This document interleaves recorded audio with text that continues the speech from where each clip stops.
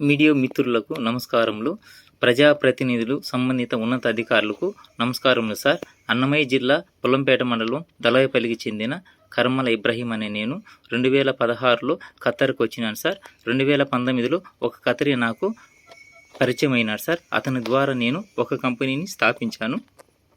2024 ఫిబ్రవరి నెల 1వ తేదీ అతనికి నాకు విభేదాలు వచ్చాయి సార్. నేను అతనికి చెప్పాను, నా 5 lakhs రియాల్ తీసుకున్నావు కదా, నా డబ్బులు నా బండి నాకు ఇచ్చేసి నేను వేరే ఖత్తరీని చూసుకుంటాను అని చెప్పాను సార్. అతను నన్ను బెదిరించాడు సార్. నిన్ను పోలీస్ స్టేషన్లో వేసి ఇంటికి పోనీను అని చెప్పాడు సార్. నేను 4వ తేదీ 2వ నెల 2024లో పబ్లిక్ ప్రాసిక్యూషన్లో అతని మీద నేను కేసు వేశాను సార్. కేసు వేసిన తర్వాత కోర్టు విజయం సాధించాను సార్. అతను కూడా నా మీద 3 కేసులు వేశారు సార్. మొత్తం 4 కోర్టులో కూడా విజయాన్ని సాధించాను సార్. విజయాన్ని సాధించాను. 16వ తేదీ 3వ నెల 2025 సంవత్సరంలో 4 కోర్టులు క్లియరెన్స్ అయిపోయినాయి సార్. తరువాత నేను మన ఇండియన్ ఎంబసీకి వెళ్ళాను సార్. అక్కడికి వెళ్ళిన తర్వాత నా కోర్టు డాక్యుమెంట్స్, అవి నా ఎవిడెన్స్ అన్నీ తీసుకెళ్ళి అతను నా ఖత్తరీ నా పైన ట్రావెల్ బ్యాన్ చేశాడు. నాకు అకామాకు చేంజ్ కోసం వేస్తే క్యాన్సిల్ చేస్తున్నాడు. నన్ను ఇంటికి పంపించడం లేదు, వేరే కంపెనీలకి పంపించకుండా ఉన్నాడు. నా పరిస్థితి బాగలేదు సార్, నాకు న్యాయం చేయండి అని నేను 4 సార్లు ఇండియన్ ఎంబసీకి వెళ్ళాను. అక్కడ కూడా ఉన్న అధికారులు పట్టించుకోలేదు. తరువాత హ్యూమన్ రైట్స్కి వెళ్ళాను. అక్కడికి కూడా 4 సార్లు వెళ్ళాను. అక్కడ కూడా డాక్యుమెంట్స్, ఎవిడెన్స్, కోర్టు అన్నీ సమర్పించినాను. వాళ్ళు కూడా రెస్పాన్స్ లేదు. తరువాత లేబర్ కోర్టుకు వెళ్ళాను.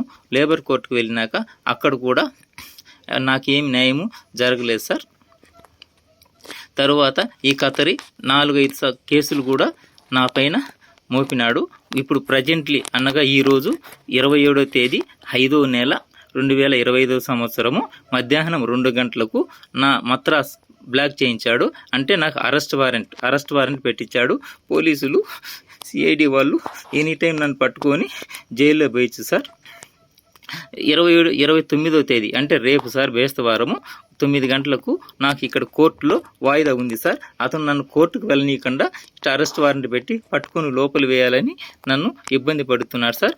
గతంలో అక్కడ 4-5 కేసులు కూడా నాకు పెట్టాడు. నాకు అతని వల్ల నాకు ఇక్కడ ప్రాణహాని ఉంది సార్. మీరు నాకు ఇండియాకు రప్పించాడుగా చేయండి సార్.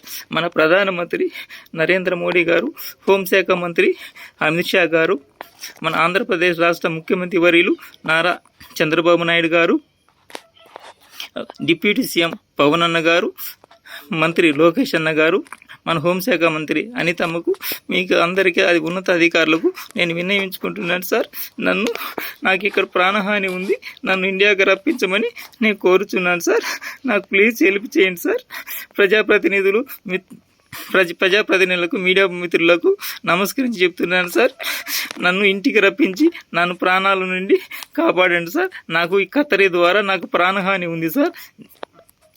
సిఐడి పోలీసుల ద్వారా ఎప్పుడైనా కానీ నన్ను తీసుకెళ్ళి ఏమైనా అతను చేయిస్తాడు సార్. అందుకు నాకు ప్రాణహాని ఉంది సార్. నన్ను కాపాడి ఇంటికి రప్పించేట్టుగా చూడండి సార్.